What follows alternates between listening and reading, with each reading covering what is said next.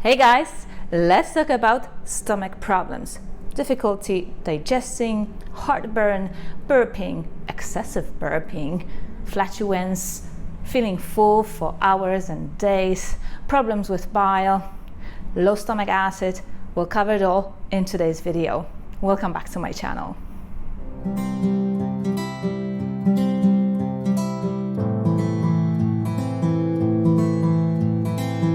Having digestive issues was a problem of the elderly population, and it was understood to be the result of wear and tear on the body. But it isn't so anymore. More younger and younger people, sadly, children as well, have problems with digesting food.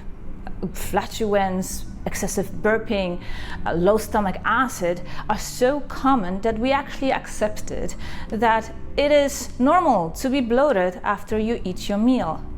And it shouldn't be so. So the question gets to be, how did we manage to ruin our stomachs so badly? Well, the truth is, whatever you put in your stomach, good or bad, your stomach lining is the first one to pay the price. And if you assault your stomach lining long enough, it will get inflamed and you will be diagnosed with gastritis. And what could lead to gastritis? Let's start with prescription drugs, such as antidepressants, high blood pressure medication, cholesterol reducing medication, to name a few. And what's special about these drugs is that you are not supposed to get off them anytime soon. They're there to manage your symptoms for lifetime.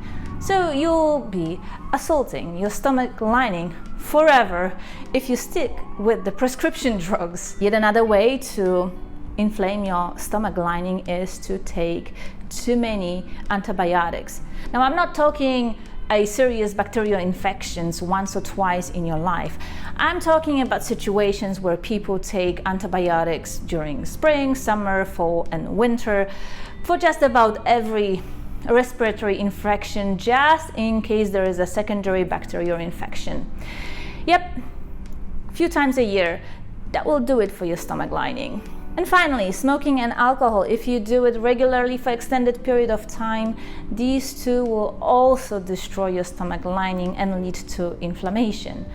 And last but not least, a diet high in refined carbohydrates and laced with seed oils will also inflame your stomach lining.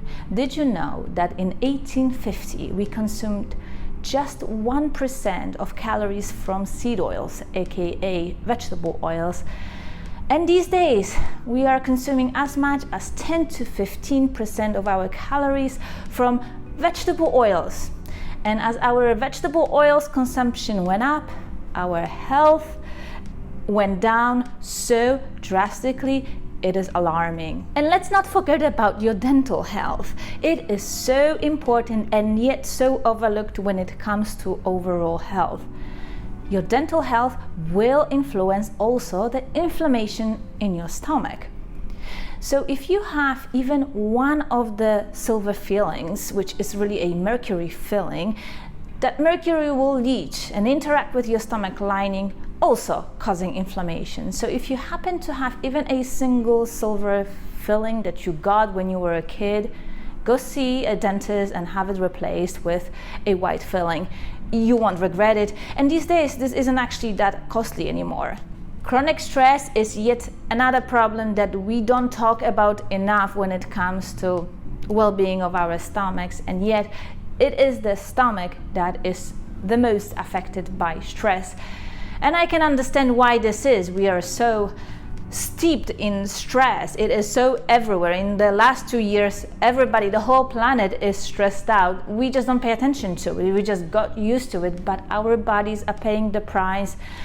And the stomach is the first line of defense when it comes to chronic stress. And the most common effect of prolonged stress on our bodies is the low stomach acid. So how do we get low stomach acid? Well, it starts with that chronic inflammation of the lining, and if the body has to put up with this for a while, it will start down-regulating production of the stomach acid so that that stomach acid doesn't burn the hole in the lining and give you an ulcer. it's kind of a wisdom of your body is trying to prevent further problems. But these problems don't stop here. So what happens in the low stomach acid environment? Well, nothing good. For starters, it will be really difficult for you to enjoy a meal because as soon as you eat, you will feel bloated, as if your stomach doubled in size. You will feel like you have a stone in your stomach that is stuck there for hours or days. And that's because you don't have enough stomach acids to break down macronutrients. What's worse, things like carbohydrates can ferment and give the opportunity to all kinds of microbes to grow and multiply. And under healthy circumstances, there should not be many microbes in your stomach because of the acidity. Acidity there is supposed to kill all kinds of pathogens, so there should be not much bacterial overgrowth.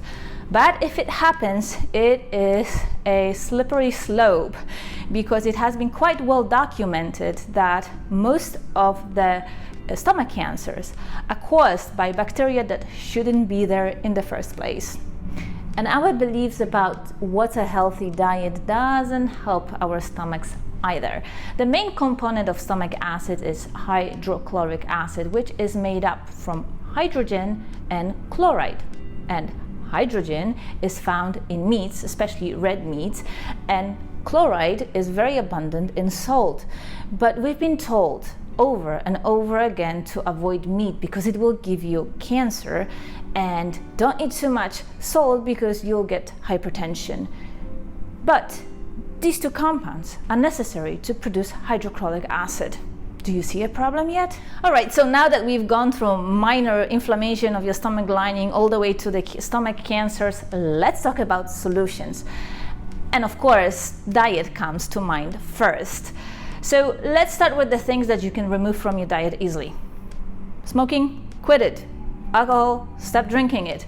Reduce the amount of processed and refined carbohydrates and get rid of seed oils, aka vegetable oils, altogether from your diet. No ifs or buts, just cut it all out. If you suffer from low stomach acid, coffee and other stimulants have to go. Just don't think twice about it. There's no alternatives as far as decaf, milk without milk, sugar without sugar. Coffee has to go, tea has to go. If you are taking prescription medication, the journey to reversing of stomach problems will be a lot longer, and you have to take phased approach.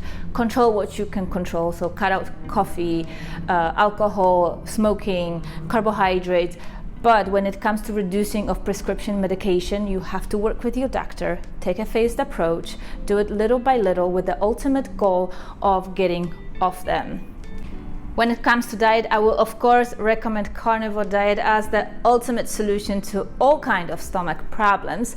However, some of my clients aren't quite ready to plunge into the carnivore diet, so we're taking another step before that, which is going really low carb and adding lots of fermented foods, mostly sauerkraut.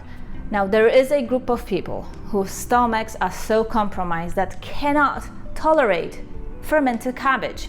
In this case, you will need to go meat, lots of salt and water, not even fat, because oftentimes people that have really bad stomachs will also have problems breaking down of fats, which is the issue of bile. However, don't be worried, because once you give lots of chloride and lots of hydrogen to your body, it will start fixing itself. It will start producing hydrochloric acid, and then you can add more saturated fats, which will partake in repairing of your stomach lining and the rest of your gut. Some people that are really serious about being in ketosis from the get-go will take some bile salts to help digesting them fats.